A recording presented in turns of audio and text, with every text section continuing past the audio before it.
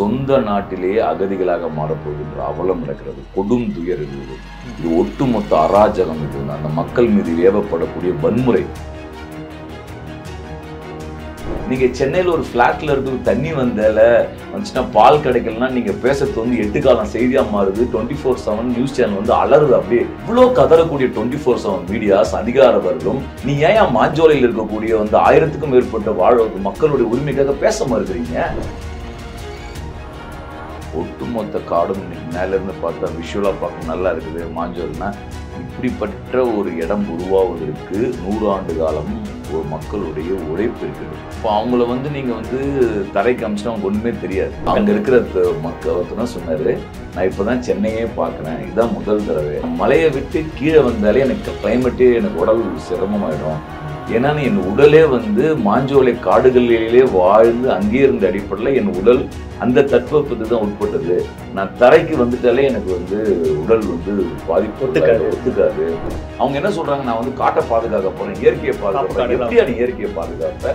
மக்கள் இவங்களுடைய வாழ்க்கை அளிப்பு இவ்வளவு நாள் அந்த மலை கிராமத்துல ஏதாவது ஒரு வனவிலங்குக்கு பாதிப்பு ஏற்பட்டிருக்கா? அந்த மக்கள் கேட்கிறாங்க. எங்களால் வனவிலங்கு எங்களுக்கு இது வரைக்கும் ஒரு சேதாரம் நடக்கவில்லை. இன்னொரு விஷயம் பாருங்களேன், இழப்பீடு கொடுக்குறேன்றானுங்க. இழப்பீடு அதிகபட்சம் 3 லட்சம் ரூபாய் கம்மி தான். 2.25 லட்சத்துக்கு 2.25 லட்சம் ரூபாய். என்ன பணம் இதை வச்சு என்ன பண்ண முடியும்? இந்த நாட்டினுடைய வளர்ச்சி, விரிவாக்கம், மேம்பாடு எல்லாமே வந்து யாரை அழித்து வருதுன்னா, யார் சமூகத்தினுடைய அடித்தட்டில் இருக்கிறாங்களோ அந்த மக்கள் அழித்து தான் வளர்ச்சி உருவாகும். காடு நல்லா இருக்குன்னா யாரை தூக்கி சாவடிக்கிறீங்க? யாரை அழித்து யாருக்கான வளர்ச்சி என்றது பார்த்தாலே உங்களுக்கு தெரியும். இந்த இந்திய சமூகத்துல சாதியும் வர்க்க ஒடுக்குமுறையும் 2 கலந்திருக்கின்றது. பட் இவ்வளவு போராட்டம் நடத்தியும் அவங்க வந்து அங்கதான் இருக்கணும் அப்படின்றது அவங்களோட இதா இருக்கு. என்னோட வாழ்வாதாரத்தை விட்டு நான் ஏன் போகணுன்றது அவங்களோட கோரிக்கையா இருக்கு. ஏன் நான் உருவாக்கணும் பூமியா இருக்கு? அவங்க 94 தலைமுறைன்னா என்ன இருந்தது? 99 ஆண்டுகள் 4 தலைமுறை எங்க இருக்க போக முடியும்? நீங்க மின் உயிர்கள் குடியிருப்புக்கு இவங்க தான் போகணும். சப்போஸ் இந்த மக்கள் முழுக்க வெளியே போயிட்டாங்கன்னா அந்த மேல இருக்கவங்க வானத்துல தொத்திட்டு தான் இருக்கணும். இந்த ரூட்டே கிடையாது. இப்போ இது ஏதோ மாஞ்சோலை தொழிலாளர்கள் அவங்களுக்கு மட்டும் போராடல, அந்த சைடு இருக்கிற மக்களுக்கும் சேர்த்து போராடுறாங்க. ஸோ இது உள்ளர வந்து ஒரு மிகப்பெரிய வந்து என்னன்னா ஒரு சமூக பார்வை இருக்கின்றது, பொருளாதார உரிமைக்கான முழக்கம் இருக்கின்றது.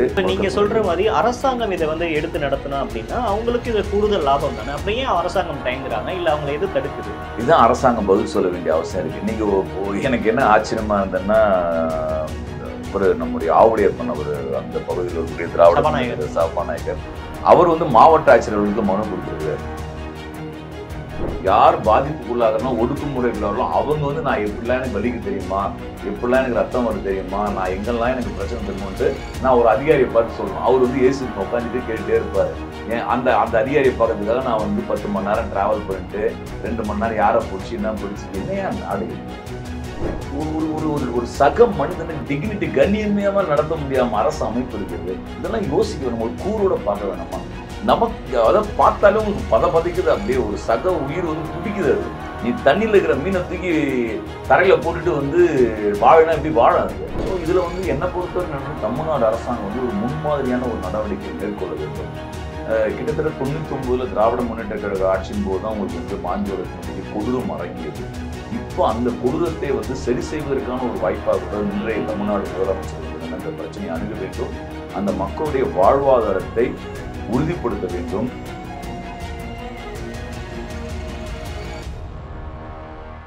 தி டிபேட் நேயர்களுக்கு வணக்கம். மாஞ்சோலை விவகாரம் அப்படின்றது பொதுவாக எல்லாரையும் பாதிக்கக்கூடிய ஒரு விஷயமா இருந்தாலும் அதை பற்றி நிறைய பேர் வந்து யாரும் பெரிய பேச மாட்டாங்க, அல்லது அங்கே இருக்கக்கூடிய தொழிலாளர்களோட வாழ்க்கை முறை எந்த அளவுக்கு பாதிக்கப்படுது அப்படின்னு சொல்லிட்டு யாருக்குமே ஒரு தெரியாத ஒரு விஷயமாவே இருக்கு. ஸோ இதை பற்றியெல்லாம் பேசுறதுக்காக நம்ம கூட வந்து தோழர் செல்வா அவர்கள் இருக்காங்க. அவர்கிட்ட இதை பற்றி பேசலாம். வணக்கம் தோழர். வணக்கம். மாஞ்சோலை விவகாரம் அப்படின்றது கிட்டத்தட்ட பல ஆண்டுகளாக நடந்துட்டு இருக்கக்கூடிய ஒரு விவகாரம். இப்போ மீண்டும் அந்த விஷயம் வந்து பூதாகரமாக வெடிச்சிருக்கு. நீதிமன்றம் தலையிட்டு அங்கே இருக்க மக்களை வந்து அவ்வளோ சீக்கிரம் வந்து நீங்கள் அப்புறப்படுத்தக்கூடாது அப்படின்னு சொல்லியிருக்காங்க. இந்த விவகாரத்தில் முக்கிய பங்கு உங்களோடதும் இருக்குது அப்படின்றது நான் கேள்விப்பட்டிருக்கேன். என்ன இந்த விவகாரம் மீண்டும் எழுகிறதுக்கு என்ன காரணம்? மாஞ்சோலை தொழிலாளருடைய பிரச்சனை இப்போ வந்து மிகப்பெரிய அளவுக்கு விவாதமாக்கப்பட்டிருக்காங்க. அடிப்படை காரணம் என்னன்னா, அந்த இடம் வந்து மாஞ்சோலை நம்ம சொல்லக்கூடிய பகுதி வந்து கிட்டத்தட்ட பாம்பே பர்மா ட்ரேடிங் கம்பெனின்ற ஒரு நிறுவனத்துக்கு ஒரு 99 ஆண்டு காலம் குத்தகைக்கு விடப்பட்டிருக்கிறது. 99 ஆண்டுகால குத்தகை என்பது என்னன்னா 2018ல் முடிவெடுக்கின்றது. இப்போ முடிவெடுக்கிறதுக்கு முன்பாகவே சில ஆண்டுகள் முன்பாக அந்த நிறுவனம் வந்து வலுக்கட்டாயமாக அங்க இருக்கக்கூடிய தொழிலாளர்களுக்கு விருப்ப ஓய்வு என்ற அடிப்படையில், விருப்ப ஓய்வுனா நான் விரும்பி ஓய்வு பெறணும், ஆனா விருப்ப ஓய்வு என்பது பத்திரத்தில் இருக்கிற வார்த்தை.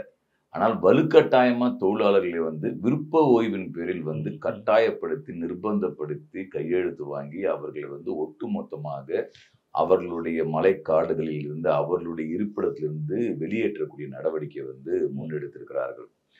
இப்போ அங்க இருக்கக்கூடிய மக்கள் வந்து நேத்து இன்னைக்கு போனவங்க இல்ல, 99 வருஷமா அந்த 4வது தலைமுறை இருக்காங்க. அப்போ அந்த இடத்துல வந்து நீங்க வந்து அதோடைய வரலாறே பார்த்தீங்கன்னா, விடுதலைக்கு முன்பாக அங்க தேயிலை பயிரிடப்படல, விடுதலைக்கு பிறகுதான் வந்து தேயிலை பயிரிடணும். அதற்கு முன்பாக அதோடைய பாம்பே பர்மா ட்ரேடிங் கம்பெனிக்காக அழைத்து செல்லப்பட்ட மக்கள் வந்து அங்க இருக்கக்கூடிய காடுகளை வந்து சமப்படுத்துகிறார்கள். ஒட்டுமொத்த காடும் இன்னைக்கு மேல இருந்து பார்த்தா விஷுவலா பார்க்க நல்லா இருக்குது மாஞ்சோல்னா, இப்படிப்பட்ட ஒரு இடம் உருவாவதற்கு 100 ஆண்டு காலம் ஒரு மக்களுடைய உழைப்பு இருக்கிறது. கையால் தங்களுடைய கரங்களால் அந்த காட்டை வந்து பண்படுத்தி இருக்கிறார்கள். அதை வந்து ஒரு தேயிலை தோட்டம் வருதுன்னா அந்த மாதிரி உற்பத்திக்கு ஏற்ற மாதிரி விஷயங்களை உருவாக்கி இருக்கிறார்கள். இப்படி உருவான இதனுடைய இடத்துல தான் வந்து இவங்க என்ன பண்றாங்கன்னு சொன்னா வந்து கிட்டத்தட்ட ஒரு 8000 நிரந்தர மற்றும் ஒப்பந்த தொழிலாளர் இருந்தக்கூடிய ஒரு பகுதி அது. அது படிப்படியாக குறைஞ்சி இப்போ ஒரு 1000 பேர்கிட்ட அவங்க இருக்கிறாங்க.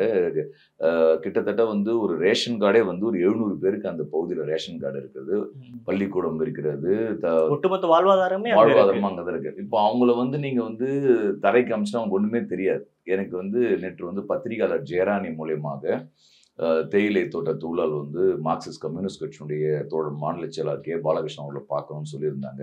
நேற்று அவங்க வந்து எங்கள் அலுவலகத்துக்கு வந்திருந்தாங்க. அப்போ ஒருவர் சொன்னார், நான் இன்னைக்கு தான் ஃபர்ஸ்ட் சென்னைக்கே வரேன்னார். சென்னை அங்கே இருக்கிற ஒருத்தர் தான் சொன்னார், நான் இப்போ தான் சென்னையே பார்க்குறேன், இதுதான் முதல் தடவை. எனக்கு வந்து அவரு சொல்லும்போது என்ன சொல்றாருன்னா, நான் மலையை விட்டு கீழே வந்தாலே எனக்கு கிளைமேட்டே எனக்கு உடல் சிரமமாயிடும். ஏன்னா என் உடலே வந்து மாஞ்சோலை காடுகளிலே வாழ்ந்து அங்கே இருந்த அடிப்படையில் என் உடல் அந்த தட்பவெப்பத்துக்கு தான் உட்பட்டது. நான் தரைக்கு வந்துட்டாலே எனக்கு வந்து உடல் வந்து பாதிப்பு ஒத்துக்காது. அப்படின்னா அவங்க குழந்தைகள் தலைமுறைக்கா இருக்கக்கூடிய ரொம்ப ஒன்றிணைஞ்சு இருக்கிறாங்க. அந்த பவுண்டரிக்கலாவே ஜாகிரபிக்கலாவே ரொம்ப ஒன்றிணைஞ்சு இருக்கு. இயல்பாவே இப்போ வந்து மீன் வந்து தண்ணியில் தானே இருக்கணும். இப்ப நீங்க வந்து நம்ம மெட்ராஸ்ல இருக்கிற ஆளை தூக்கிட்டு போயிட்டு வந்து ஊட்டில விட்டா 4 நாள் சொட்டரை போட்டு இல்லாட்டி வந்து அதுக்கு மேல இருக்க முடியாது இல்லையா? நீங்க வெயில் இருக்கிறாள் வெயில், பாலைவனத்துல காடுகள், அப்படின்னா எந்த அளவுக்கு நான் அதை எது சொல்ல வரேன்னா, அவங்களுடைய வாழ்வாதாரமே வாழ்க்கையே அந்த அவங்க இருக்கக்கூடிய பெருக்கிட சொல்லு. அவங்கள தூக்கிட்டு போயிட்டு நீ வெளியே கொண்டு வந்தா எப்படி சரியா இருக்குனால்தான். எனவே வந்து இந்த பாம்பே பர்மா ட்ரேடிங் கம்பெனியோடைய லீஸ் முடியறதுக்கு முன்னாடி அவங்க வந்து கட்டாய விருப்ப ஓய்வு அடிப்படையில் வெளியேற்றும் போது கிட்டத்தட்ட இந்த குடும்பங்கள் வந்து சொந்த நாட்டிலேயே அகதிகளாக மாறப்போகின்ற அவலம் நடக்கிறது. கொடும் துயர் இருந்தது. இது ஒட்டுமொத்த அராஜகம். இது அந்த மக்கள் மீது ஏவப்படக்கூடிய வன்முறை. எனவே அந்த மக்கள் வந்து நிர்கதியாய் நீதி கேட்டு வந்து வீதியில் அவங்களோட கோரிக்கை என்னவா இருக்கு? கோரிக்கை என்னன்னா, அவங்க வந்து எனக்கு வந்து அதே பகுதியில் இப்போ வந்து அந்த நிறுவனம் வந்து பாம்பே பர்மா பாம்பே ட்ரேடிங் நிறுவனத்துடைய லீஸ் 28 நீங்க வந்து அரசாங்கமே என்னன்னா, நீ வந்து அதை ஏற்று நடத்தலாம். இப்போ டான்டி இருக்குது. இப்போ நீங்க வந்து இலங்கையிலிருந்து வரக்கூடிய தமிழர்களுக்காக வந்து உருவாக்கப்பட்டது தான் அந்த டான்டி நிறுவனம். அதே போன்ற ஒரு விஷயத்தை வந்து நீங்க வந்து மாஞ்சோலை அதை சுற்றி இருக்கக்கூடிய 4 கிராமங்கள் மலை கிராமங்கள்ல அரசாங்கம் வந்து ஏற்படுத்தி அந்த வந்து ஒரு ஆக்சுவலா தமிழ்நாட்டு பொருளாதாரத்துக்கு உதவியா இருக்கும். நீங்க தேயிலை வந்து அந்த தேயிலைலாம் வந்து நம்ம கொடுக்குறதுல டஸ்ட் டீ தான், ஒரிஜினல் தேயிலே எக்ஸ்போர்ட் தான் போகக்கூடிய இடமா இருக்கின்றது. அப்போ டான்டி நிறுவனம் வந்து அதை ஏற்றுக்கொண்டு நடத்த வேண்டும். அப்போ ஏற்று நடத்தணும்னா இவங்க அவங்களுடைய தொழிலை செய்வாங்க. அதன் மூலயமாக அரசுக்கு வருமானம் கிடைக்கும், அவங்களுடைய வாழ்வாதாரம் வாழ்விட உரிமையும் பாதுகாக்கப்படும். எனவே தமிழ்நாடு அரசாங்கத்துடைய டர்ன்டி நிறுவனம் வந்து அதை ஏற்று நடத்த என்பதுதான் அவருடைய கோரிக்கை. அது எந்த வகையிலும் ஒப்பந்தம் முடிந்து விட்டது என்ற அடிப்படையில ஏதோ ஒரு கம்பெனில வந்து வேலை செய்யறாங்க, அப்போ அவனை கான்ட்ராக்ட் முடிஞ்சிச்சுப்போ அது மாதிரி இவங்களை பார்க்கவே முடியாது. இது அவர்கள் உருவாக்கிய பூமி, அவர்கள் உருவாக்கிய மண், அவர்கள் உருவாக்கிய இயற்கை பிரதேசம். எனவே அவர்கள் அப்புறப்படுத்தக்கூடாது என்பது நம்முடைய கோரிக்கையா இருக்க வேண்டும், பொது சமூகத்தின் கோரிக்கையா இருக்க வேண்டும். ஆனா என்ன கொடுமைன்னு பாத்தீங்கன்னா, நம்ம சமூகத்துல வந்து அப்படிப்பட்ட ஒரு பெரிய கோரிக்கை எழும்பவே இல்லை. இப்போ நீங்க வந்து நம்ம அண்மையில பெய்த மழை வெள்ளத்துல உங்களுக்கு தெரியும், போயஸ் கார்டன் இருக்கக்கூடிய ஒருத்தவங்க வந்து எனக்கு வந்து மழையில காரில் மாட்டிக்கிச்சு, சாப்பாடே கிடைக்கல, பால் பாக்கெட் கிடைக்கலன்னு சொல்லிட்டு சொன்ன உடனே எப்படி அரசனுடைய அதிகார அமைப்பு ஓடி போய் அவங்களுக்கு உதவி செய்யுதுன்னு சொல்றோம். நீங்க சென்னையில ஒரு பிளாட்ல இருக்க தண்ணி வந்துச்சுன்னா பால் கிடைக்கலன்னா நீங்க பேசுறது வந்து 8 காலம் செய்தியா மாறுது. 24/7 நியூஸ் சேனல் வந்து அலறுது அப்படியே, ஐயோ அவங்க அங்க இருக்கான்னு சொல்லிட்டு. அந்த உயிர் மதிப்பு தான், அது நான் குறைச்சி மதிப்பிடல. இவ்வளோ கதறக்கூடிய 24/7 மீடியாஸ், அதிகார வர்க்கம், நீ ஏன் மாஞ்சோலையில் இருக்கக்கூடிய வந்து 1000க்கும் மேற்பட்ட மக்களுடைய உரிமைக்காக பேச மறுக்கிறீங்க? ஏன் உங்களுக்கு அது ஒரு உயிர் இல்லையா? என்ன தடுக்குது? என்ன தடுக்குதுன்னா, சாதி ஒரு மிக முக்கியமான பிரச்சனை. இந்த இடத்துல இருக்கக்கூடிய ஒடுக்கப்பட்ட சாதி மக்கள் இவங்க, அந்த சாதியை சார்ந்த மக்களுடைய வாழ்வாத உரிமை இந்த பொது சமூகத்துக்கு மிக முக்கியமா பாரல. அதுல மட்டும் இல்லாமல் ஒடுக்கப்பட்ட சமூகமாகவும் ஒடுக்குமுறைக்கு உள்ளாக்கும் சமூகமாகவும் தொழில் ரீதியா மிகப்பெரிய அளவுக்கு அவங்களுடைய நசுக்கப்பட்டிருக்கூடிய சூழல்ல அவங்களோட வாழ்வாதாரத்துக்கு பேச வேண்டிய சூழல் வந்து இன்னைக்கு இல்ல. இன்னைக்கு இருக்கக்கூடிய நியோ லிபரல் எரான்றதுனா நவதாராளவாதம் என்ன பண்ணுதுன்னா, அவங்க என்ன சொல்றாங்க, நான் வந்து காட்டை பாதுகாக்க போறேன், இயற்கையை பாதுகாப்பேன். எப்படியா நீ இயற்கையை பாதுகாப்ப? மக்கள் இவங்களுடைய வாழ்க்கையை அளித்து இவ்வளவு நாள் அந்த நீங்க அந்த மலை கிராமத்துல ஏதாவது ஒரு வனவிலங்குக்கு பாதிப்பு ஏற்பட்டிருக்குதா? அந்த மக்கள் கேட்கிறாங்க. எங்களால் வனவிலங்குக்கோ வனவிலங்குல எங்களுக்கு இதுவரைக்கும் ஒரு சேதாரம் நடக்கவில்லை, ஒரு சேதாரம் நடக்கல. அப்ப என்னன்னா, அந்த காட்டையும் அந்த இயற்கை வளத்தையும் அங்க இருக்கக்கூடிய விலங்குகளுக்கும் மக்களுக்குமான எப்படி வந்து ஒரு உயிரோட்டமான தொடர்பை வந்து அந்த மக்கள் உருவாக்கி வைத்திருக்கிறார்கள். அப்போ இந்த மக்களுடைய கிட்டத்தட்ட நீங்க வந்து பாத்தீங்கன்னா வந்து பணமேங்க. நீங்க இன்னொரு விஷயம் பாருங்களேன், இழப்பீடு கொடுக்குறேன்றானுங்க. இழப்பீடு அதிகபட்சம் 3 லட்சம் ரூபாய் கம்மி தான். 2.25 லட்சத்துக்கு 2.25 லட்சம் ரூபாய். என்ன பணம் இதை வச்சு என்ன பண்ண முடியும் அவங்க? இதுவா கேட்கணும்ல. நீங்க ஒரு பேசிக்கலா வந்து ஒரு பணம், அதாவது மக்கள்ல ஒரு பொருளாதார அடிப்படையில் கூட அந்த மக்களுக்காக வந்து கோரிக்கை வந்து பொது சமூகத்தில் எடுக்கப்படலை. மார்க்சிஸ்ட் கம்யூனிஸ்ட் கட்சியுடைய மாநில செயலாளர் கே பாலகிருஷ்ணன் திருநெல்வேலியில போகும்போது அவர் வந்து ஊடகவியலை சந்திச்சு வந்து இல்லை, இது அரசாங்கம் ஏற்று நடத்த வேண்டும் என்று கோரிக்கை முன்வைத்துக்கிறாங்க. ஒரு சில தனிநபர்கள், பத்திரிகையாளர்கள் அவங்க சில முயற்சிகள் எடுக்கிறாங்க. ஆனா பொது சமூகத்தின் பிரச்சனையே அது மாறல. அதற்கு பின்னாடி இருக்கிறதுன்றது இப்ப இதுக்கு முன்னாடி இந்த விவகாரத்தை அட்ரஸ் பண்றப்ப இது வந்து ஒரு வர்க்க பிரச்சனை, ஒரு தொழிலாளர்களுக்கும் ஒரு அரசு இயந்திரம் நடக்கூடிய பிரச்சனை அப்படின்னு தான் நம்ம கவனிக்கப்பட்டுச்சு. ஆனா இப்ப நீங்க சொல்ற வச்சு பாக்குறப்ப இதுக்கு பின்னாடி ஒரு உளவியல் ரீதியான, ஜாதி ரீதியான ஒரு தாக்குதலும் இருக்கு. அதனாலதான் அவங்க குரலற்றவர்கள் குரலாக ஒதுங்கி நிக்கிறாங்க, அவங்கள யாருமே கண்டுக்க மாட்டாங்க அப்படின்னு சொல்ல வரீங்களா? உண்மை. நீங்க வந்து இந்தியா சமூகம் வந்து சாதிய ஒடுக்குமுறையும் வர்க்க ஒடுக்குமுறையும் நடைபெறக்கூடிய ஒரு இடம். நீங்க வந்து எந்தெந்த காலகட்டத்தெல்லாம் வந்து நீங்க சுனாமி வருது, சுனாமி வந்தோடனே நான் வந்து கடற்கரையை பாதுகாக்கிற சொன்னா யார் பாதிப்புள்ள வராங்க? எங்க ஒடுக்குமுறைக்கு உள்ளா சமூகம். நான் வளர்ச்சி விரிவாக்கம்னா யார் பாதிக்கப்படுறா? இந்த நாட்டினுடைய வளர்ச்சி, விரிவாக்கம், மேம்பாடு எல்லாமே வந்து யாரை அழித்து வருதுன்னா, யார் சமூகத்தினுடைய அடித்தட்டில் இருக்கிறாங்களோ அந்த மக்களை அழித்துதான் வளர்ச்சி உருவாகும். நீங்க நகரத்துல உனக்கு ஆத்து அகலப்படுத்தினா யாரை தூக்கி சாவடிக்கிறீங்க, காடு நல்லா இருக்குன்னா யாரை தூக்கி சாவடிக்கிறீங்க. யாரை அழித்து யாருக்கான வளர்ச்சி என்றதை பார்த்தாலே உங்களுக்கு தெரியும். இந்த இந்திய சமூகத்துல சாதியும் வர்க்க ஒடுக்குமுறையும் இரண்டரை கலந்திருக்கின்றது. இப்ப இவங்களுடைய மாஞ்சோலை தோட்ட தொழிலாளர்களும் வந்து என்னன்னா தொழிற்சங்கம் வைத்து போராடி இருக்கிறார்கள். அங்க இடதுசாரி தொழிற்சங்கம் இருந்திருக்கின்றது. கிட்டத்தட்ட நீங்க வந்து 48ல வந்து எஸ்டேட் ஒழிப்பு சட்டம், விடுதலைக்கு பிறகு எஸ்டேட் ஒழிப்பு சட்டம் வருது. எஸ்டேட் ஒழிப்பு சட்டம் வந்தா என்ன அர்த்தம்னு பாத்தீங்கன்னா வந்து அன்றைக்கே வந்து இந்த கம்பெனியுடைய அதிகாரத்தை வந்து அரசாங்கம் கையில் எடுத்திருக்க வேண்டிய விஷயம் இருக்கு. ஆனா பட் ஏதோ ஒரு சட்ட ரீதியா ஒரு ஓட்டைகளை பயன்படுத்தி அதை கண்டினியூ பண்ண சொல்றாங்க. அதற்கு பிறகு என்னன்னா ஒரு 10 வருஷத்துக்கு ஒரு வாட்டி போராட்டம் நடக்குது அந்த பகுதியில. மக்கள் தங்களுடைய தொழிற்சங்க உரிமைக்காக, போராட்ட உரிமைக்காக, கூலி உரிமைக்காக போராடி இட்லிக்காக போராட்டம் நடத்தினா இருக்குது. இட்லி போராட்டம்னே சொல்றாங்க. அதை காலைல டிஃபன் போறதுக்கான டைம் அந்த பகுதியிலேயே, அதே பகுதியில் மாஞ்சோலை தொழிலாளர் மாஞ்சோலையில வந்து கிளாஸ் வந்து நீங்க சாதாரண விஷயம் கிடையாது. அவங்க வந்து அப்படியே அமைதியா கை கட்டலாம் உட்காந்துருக்கல. அவங்க ஒரு தொழிலாளியாக உரிமைக்காக தொடர்ந்து போராட்டங்கள் வந்து நடந்திருக்கின்றது. எத்தனை மணி நேரம் வேலை செய்யணும், எப்படி அவங்க சம்பளம் கொடுக்கறது, இப்படியான ஒரு போராட்டங்கள் படிப்படியா நடந்திருக்கு. அது ஒரு உச்சபட்சம் உங்களுக்கு தெரியும் வந்து 1999ல வந்து மாஞ்சோலை தொழிலாளர் நடத்தின பேரணி டாக்டர் கிருஷ்ணசாமி பங்கேற்றார். எங்கள் கட்சியினுடைய மாவட்ட செயலாளர் பழனிலாம் அந்த பேரணியில பங்கெடுத்தாங்க. ஒரு 17 உயிர்களை தாமிரபரணில அடிச்சு சாவடிச்சு கொண்டது தமிழ்நாடுடைய அரசாங்கம், காவல்துறை. எத்தனை பேருடைய வாழ்க்கை சின்னாபின்னமாகக்கூடிய வேலையை பண்ணலாம் தெரியுமா? 300க்கும் மேற்பட்டவர்கள் திருச்சி ஜெயில தூக்கி போட்டாங்க. அவங்களை பெயில் எடுக்கிறதுக்கு நாதி இல்லாம இருந்தது. அரசின் அடக்குமுறை எவனாங்க. அந்த நேத்து அவங்ககிட்ட வரும்போது பேசிட்டு இருந்தேன், ஏன் இதை வந்து போராட்டம் நடத்த முடியல. இப்ப நம்ம கேட்கலாம், ஏங்க நீங்க போராட வேண்டியது என்னன்னா, அவர் சொல்றது கேட்ட பார்த்தா கேட்கிற ஆளுதான் வந்து நாட்டுக்கு சாகணும். ஏன்னா சொல்றாரு, ஐயோ நானும் போராட்டத்தை பார்த்தவன்யா, இன்டர்நெட் நடக்கிறது இல்ல. இன்டர்நெட் இல்ல, நான் பார்த்தேன். பார்த்தது மட்டும் இல்ல, நான் அரசின் ஒடுக்குமுறை அனுபவித்தவன். ஆண்களும் பெண்களும் குழந்தைகளும் அரசின் ஒடுக்குமுறை அனுபவித்தவர்கள், உயிர் பலியை கண்டவர்கள், காவல்துறை காடுகளில் பூந்து எந்த அளவுக்கு சித்திரவதை செய்தது, காட்டுக்கும் கல்லுக்கு இடையில உட்கார்ந்து 2 நாள் 3 நாள் அங்கேயே இருந்து போலீஸினுடைய தாக்குதலும் தப்பிப்பதற்காக இருந்தவர்கள் அவர்கள். அப்போ ஸ்டேட்டோட ஒட்டுமொத்த வயலன்ஸை நேரடியா எதிர்கொண்ட ஒரு மக்கள். அப்ப எப்படி அவங்க வந்து போராடுறதுக்கு அந்த மன துணிவு வரும்? பட் இவ்வளவு போராட்டம் நடத்தியும் அவங்க வந்து அங்கதான் இருக்கணும் அப்படின்றது அவங்களோட இதா இருக்கு. என்னோட வாழ்வாதாரத்தை விட்டு நான் ஏன் போகணுன்றது அவங்களோட கோரிக்கையா இருக்கு. ஏன் நான் உருவாக்கணும் பூமியா அது?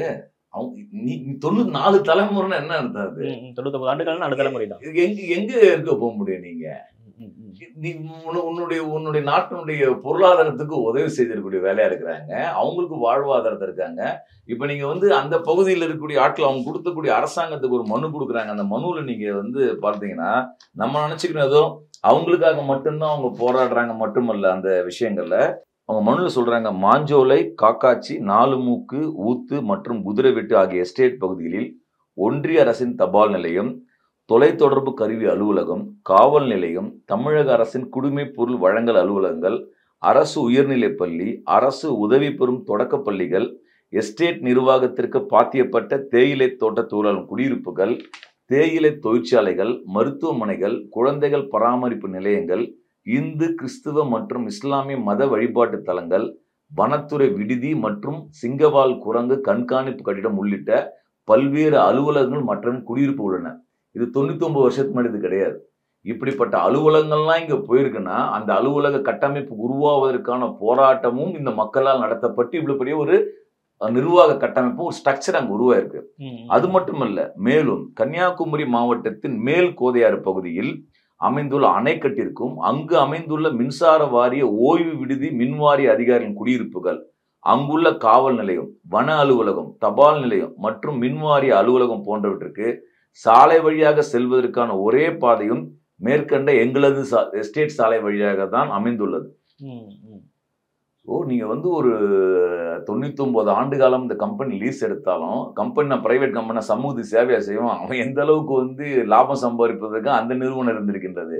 இந்த நிறுவனம் அவன் லாபம் சம்பாதிக்க இருக்கும்போது இவர்கள் தங்களுடைய உரிமைகளுக்காக போராடி போராடி போராடி இந்த அரசு அமைப்புகள், இந்த கட்டமைப்புகள் உருவாவதற்கான ஒரு முயற்சி எடுத்திருக்கிறாங்க.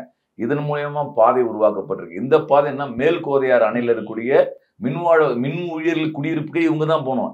சப்போஸ் இந்த மக்கள் முழுக்க வெளியே போயிட்டாங்கன்னா அந்த மேல இருக்கவங்க வானத்துல தொத்திட்டு தான் இருக்கணும். இந்த ரூட்டே கிடையாது. இப்போ இது ஏதோ மாஞ்சோலை தொழிலாளர் அவங்களுக்கு மட்டும் போராடல, அந்த சைடு இருக்கிற மக்களுக்கும் சேர்த்து போராடுறாங்க. ஸோ இது உள்ள வந்து ஒரு மிகப்பெரிய வந்து என்னன்னா ஒரு சமூக பார்வை இருக்கின்றது, பொருளாதார உரிமைக்கான முழக்கம் இருக்கின்றது. ஒரு அரசியல் அமைப்பு சட்டப்படி சொந்த நாட்டு மக்களை அரசாங்கம் நிர்வகிக்க வேண்டும், அவர்களுக்கான உரிமைகளை வழங்க வேண்டும் என்பதான அடிநாதம் தான். இப்ப நீங்க சொல்ற மாதிரி அரசாங்கம் இதை வந்து எடுத்து நடத்தினா அப்படின்னா அவங்களுக்கு இது கூடுதல் லாபம் தானே. அப்புறம் ஏன் அரசாங்கம் தயங்குறாங்க, இல்ல அவங்களை எது தடுக்குது? இதுதான் அரசாங்கம் பதில் சொல்ல வேண்டிய அவசியம் இருக்கு. நீங்க எனக்கு என்ன ஆச்சரியமா இருந்ததுன்னா, நம்முடைய ஆவுடையப்பன் அவர் அந்த பகுதியில் இருக்கக்கூடிய திராவிட சபாநாயகர் அவர் வந்து மாவட்ட ஆட்சியர்களுக்கு மனு கொடுத்திருக்கிறார். தலைவர் வந்து அவரு வந்து முதலமைச்சர்கிட்ட பேசி செயல்படுத்த முடியும். இப்போ நம்மளோட கேள்வி என்னன்னா, ஏன் அரசு செய்ய மறுக்கிறார்? அதனாலதான் நான் சொன்னேன், உங்களுக்கு நகரத்துல இருக்கிற ஒரு பிளாட்ல இருக்கக்கூடிய உயர்தர குடியிருப்புல இருக்க மழையில வந்து பால் கிடைக்கல, பிஸ்கெட் கிடைக்கலாம், ஓடோடி செயல்பட வேண்டிய அரசு அமைப்புகள், சமூக அமைப்புகள்லாம் மலையில வந்து இருக்கக்கூடிய ஒரு 100 ஆண்டு காலமாக வசித்து வரக்கூடிய மக்களுடைய வாழ்வாதார உரிமைகள் பறிக்கப்படும் போது கேள்வி எழுப்பலையே. அப்ப இது எப்படி புரிந்து கொள்வது? அரசு தான் பதில் சொல்லணும். இப்ப நீங்க இவ்வளவு சொல்றீங்க இல்லையா? அந்த மக்களோட எண்ண ஓட்டம் என்னவா இருக்கு? இப்ப கிட்டத்தட்ட இத்தனை ஆண்டு காலம் இருந்துட்டாங்க. இப்ப இத விட்டுட்டு அப்புறப்படுத்தணும் அப்படின்றப்ப, அரசாங்கம் ஒரு சில சலுகைகள் குடுக்குறாங்கல்ல. அவங்க வந்து வேலைக்கு போற அளவுக்கு நாங்க வந்து நிவாரணம் தர்றோம். இல்ல அவங்க வேற குடியிருப்பு இதுக்கு மாற்று தர்றோம் அப்படின்லாம் சொல்றாங்கல்ல. இது எதுவுமே அந்த மக்கள் ஏத்துக்க மாட்றாங்களா? அது என்ன மனநிலை என்னவா இருக்கு? இல்ல அவங்களுடைய மனநிலை வந்து நாம வந்து எங்களுடைய அலுவலகத்துல வந்து பேசும்போது தான் பெண்கள்லாம் அவங்க பேசுறத பார்த்தீங்கன்னா, அடுத்து என்ன? இப்ப அவங்களுக்குன்னு ஒரு சொந்த ஊர் இருந்திருக்கும். 4 தலைமுறைக்கு முன்னாடி ஒரு ஊர் இருந்திருக்கும். அந்த ஊருக்கு இவங்களுக்கு ஒட்டே ஒட்டாது. 100 வருஷம் ஆயிருச்சு கிட்டத்தட்ட. 100 வருஷம் ஆயிடுச்சு. இன்னொன்னு பார்த்தீங்கன்னா, இவங்க முழுக்க முழுக்க மலையிலேயே இருந்துட்டாங்க. ம். இந்த தட்பவெப்பநிலைக்கு உட்பட்டு தான் அவங்களுடைய உடல் எல்லாமே இருக்கக்கூடிய விஷயமா இருக்குது. அப்போ அவங்களுடைய அடுத்து என்ன செய்யுதுன்னு புரியல அவங்ககிட்ட. அவ்வளோ ஒரு குழப்பங்களும் வந்து என்னன்னா, அடுத்து வாழ்க்கை என்ன அப்படின்றது ஒரு தத்தளிப்பு அவங்ககிட்ட இருக்குதுன்னு நம்ம பார்க்க முடியுது. ம். அரசாங்கம் என்ன பண்ணணும்னா, நீங்க வந்து இதுக்கு ஆல்டர்னேட்டிவ் என்னன்னு பேசணும்ல. ம். ம். நீங்க வந்து இப்ப நீங்க மாவட்ட ஆட்சியர் எதுக்கு இருக்கிறீங்க? மக்கள்கிட்ட போய் பேசணும். என்ன பிரச்சனை? இப்போ இங்க என்ன நாங்க போய் மனு குடுக்கறது தான் இருக்குது ஆட்சியர்கிட்ட. ம். ம். ம். நான் என்ன கேட்கிறேன், உனக்குன்னு கலெக்டர் ஆபீஸ்ல உட்கார்ந்து தான் மனு வாங்கணுமா கலெக்டர்? நீங்க போங்க, நேரடியா போங்க. மக்கள்கிட்ட பேசுங்க. மக்கள்கிட்ட போய் பேசுங்க, அமைச்சர்கள் போய் பேசுங்க, அந்த மலைப்பகுதி போய் பாருங்க. அங்கேருந்து மலையிலிருந்து எனக்கு என்ன பிரச்சனைன்னு உங்களை தேடி வரதான் இருக்குது. இப்ப எல்லா இடத்துலயும் பாருங்க, யார் பாதிப்புக்குள்ளாகலாம் ஒடுக்குமுறைக்குள்ளாகலாம் அவங்க வந்து நான் எப்படிலாம் எனக்கு வலிக்கு தெரியுமா, எப்படிலாம் எனக்கு ரத்தம் வருது தெரியுமா, நான் எங்கெல்லாம் எனக்கு பிரச்சனை தெரியுமோன்ட்டு நான் ஒரு அதிகாரியை பார்த்து சொல்லணும். அவர் வந்து ஏசி ரூம்ல உட்காந்துட்டு கேட்டுட்டே இருப்பாரு. ஏன் அந்த அந்த அதிகாரியை பார்க்கறதுக்காக நான் வந்து 10 மணி நேரம் டிராவல் பண்ணிட்டு 2 மணி நேரம் யாரை பிடிச்சி என்ன பிடிச்சி என்னையா நாடு இது? ஒரு ஒரு ஒரு ஒரு ஒரு சக மனிதனை டிக்னிட்டி கண்ணியமா நடத்த முடியாம அரசு அமைப்பு இருக்குது. இதெல்லாம் யோசிக்க வேணும். ஒரு கூரோட பார்க்க வேணாமா? நமக்கு அதை பார்த்தாலே உங்களுக்கு பதைக்குது. அப்படியே ஒரு சக உயிர் வந்து துடிக்குது. அது நீ தண்ணியில இருக்கிற மீனை தூக்கி தரையில போட்டுட்டு வந்து வாழனா எப்படி வாழும் அது? அந்த நிலைமையில தானே இப்போ அவங்க இருக்கிறாங்க. இப்போ வந்து நம்மளோட ஸ்டேட் வந்து ரொம்ப ரொம்ப குரூரமா இருக்குது. ஸ்டேட்ன்றதுனா ஒரு அரசு அமைப்பை சொல்றோம், அரசு கட்டமைப்பை. ஸோ இதுல வந்து என்ன பொறுத்தவரை என்னன்னா, தமிழ்நாடு அரசாங்கம் வந்து ஒரு முன்மாதிரியான ஒரு நடவடிக்கை மேற்கொள்ள வேண்டும். கிட்டத்தட்ட 99ல திராவிட முன்னேற்ற கழக ஆட்சியின் போது தான் உங்களுக்கு வந்து மாஞ்சோளத்தினுடைய கொடூரம் அரங்கியது. இப்போ அந்த கொடூரத்தை வந்து சரி செய்வதற்கான ஒரு வாய்ப்பாக கூட இன்றைய தமிழ்நாடு முதலமைச்சர் வந்து என்னன்னா, இந்த பிரச்சனையை அணுக வேண்டும். அந்த மக்களுடைய வாழ்வாதாரத்தை உறுதிப்படுத்த வேண்டும். வனமும் வனம் சார்ந்து இருக்கக்கூடிய மக்களையும் அவர்களுடைய என்ன விதமான தொழில் சேர்ந்திருக்காங்களோ அதற்கு உகந்த வகையில அந்த வேலை வாய்ப்பை உறுதிப்படுத்த வேண்டும். குடியிருப்புகளை உறுதிப்படுத்த வேண்டும். அந்த தலைமுறை சார்ந்தவர்கள் நவீன கல்வி கிடைப்பதற்கான வந்து ஒரு சூழலை உருவாக்க வேண்டும். இது எல்லாமே தமிழ்நாடு அரசாங்கம் நினைத்தால் செய்வதற்கான அத்தனை வாய்ப்புகளும் இருக்குது. செய்ய வேண்டியது தமிழ்நாடு அரசாங்கத்தினுடைய கடமை. அதை வற்புறுத்த வேண்டியது, நிர்பந்திக்க வேண்டியது அனைத்து அரசியல் கட்சிகளுடைய கடமை. அதே போன்று ஊடகங்கள், கார்ப்பரேட் ஊடகங்கள், ஊடகத்தில் பணியாற்றக்கூடிய நண்பர்கள் எல்லாம் இந்த பிரச்சனையை உறக்க பேச வேண்டும். அந்த மக்களை நாடி செல்லுங்க. போய் அவங்களை நேரடியா சந்திச்சு அவங்க மக்களுடைய துயர்களை, அவங்களுடைய பாடுகளை, அவங்களுடைய கோரிக்கைகளை உலகம் முழுக்க எடுத்துரைக்க வேண்டிய பொறுப்பு மிக்க ஊடகவியலாளருக்கு இருப்பதா நான் நினைக்கிறேன். அதெல்லாம் செய்தாதான் இதுல ஏதாவது ஒரு சிறிய மாற்றமாவது நடைபெறும். இந்த மாஞ்சோலை பொறுத்த வரைக்கும் அங்க இருக்கக்கூடிய மக்கள் இருக்காங்கல்ல, அவங்களுக்கு அந்த இடம் அப்படின்றது எவ்வளவு கனெக்டான ஒரு விஷயமா இருக்கு. நீங்க அதை பாக்குறப்ப எல்லாருக்குமே அவங்கவுங்க சொந்த ஊர், அவங்க வாழ்ந்த இடம் அப்படின்றப்ப அதுல ஒரு கனெக்டிவிட்டி இருக்கும். இவங்க அதுல எப்படி உணர்றாங்க? அவ்வளவுதான். நான் தான் சொன்னேன், உங்களுக்கு வந்து ஒரு கடல்ல இருக்கிற மீனை தூக்கி போயிட்டு நீங்க தரையில தூக்கி போட்டா என்ன ஆகும்? இவ்வளவுதான் விஷயம். நீங்க நகர்ப்புறத்துல பல பேர் இருப்பான், தன்னோட தலைகாணியா அக்கா தங்கச்சி கொடுக்காத, அண்ணன் தம்பி கொடுக்காத ஆள்லாம் இருக்கிறாங்களே. பெத்த அம்மாவே தலைகாணி கொடுக்க மாட்டாங்க, சோடு போட்டுருவாங்க. என் தலைகாணில போட்டணும், என் பெட்ல போடணும், என் பாயில போடணும், இங்க படுத்தாதான் எனக்கு தூக்கம் வரும், மாறி படுத்தா தூக்கம் வராதுன்னு சொல்ற ஆள்லாம் இருக்கிறாங்க இல்லையா? உனக்கு மாறி படுத்தாலே தூக்கம் வரல, உன் வீட்லயே தலைகாணி இல்லாமலே தூங்க முடியல, ஒருத்தன் வாழ்க்கையே அழியாம இருக்குது. இதுக்கு அரசாங்கம் என்ன நடவடிக்கை எடுப்பாங்க? நீங்க பேசுறப்ப என்ன அரசு அதிகாரிகளோட பேசுறப்ப அவங்களோட மனநிலை என்ன, அவங்க மக்கள் என்ன சொல்றாங்க? நான் பேசல. இதுல வந்து அவங்கதான் மக்கள் தான் போராட்டி இருக்காங்க. நம்ம வந்து தோழர் ஜெயராணி அவர்கள் வந்து என்கிட்ட சொன்னாங்க, எங்களுடைய தலைவர்கள் பேசினாங்க. எங்க மாநில செயலர் திருநெல்வேலியில வந்து போயிட்டு அவங்க ஊடகவியலாளர் சந்திச்சு இந்த கோரிக்கையை சொல்லியிருக்கிறாங்க. இது இல்லாம இதுக்கு முன்பாக இருந்தே CIT தொழிற்சங்கம் வந்து இந்த பிரச்சனை உறுதியான போராட்டத்தை வந்து முன்னெடுத்திருக்கின்றது. பல ஆண்டுகளாம தொழிற்சங்கம், ஏன்னா அவங்க அங்கதான் இருந்தாங்க. அப்போ அவங்களுக்கான சம்பள கூலி உயர்வு, வாழ்வாதார உரிமைக்கு ஏற்ற மாதிரியான பொருளாதார பலன்கள் எப்படின்றதுக்காக செங்கோடி சங்கம் போராடி அதனுடைய உரிமைகளுக்கான போராட்டம் முன்னிட்டு இருக்கு. இப்ப பிரச்சனைன்னா அவங்க அங்க இருக்கவே முடியாதுன்னு ஆயிடுச்சு. நீ இருந்தாதானே நீ போராட்டம். இருந்தா தானே கம்பெனி கிட்ட உரிமை கேட்குமோ, அங்க இருக்கவே முடியாதுன்னு என்னன்ற இடத்துக்கு வந்துட்டு இப்போ இது இஷ்யூ வேற இடத்துக்கு நிக்கிற மாதிரி இருக்கிற இடமா இருக்கு.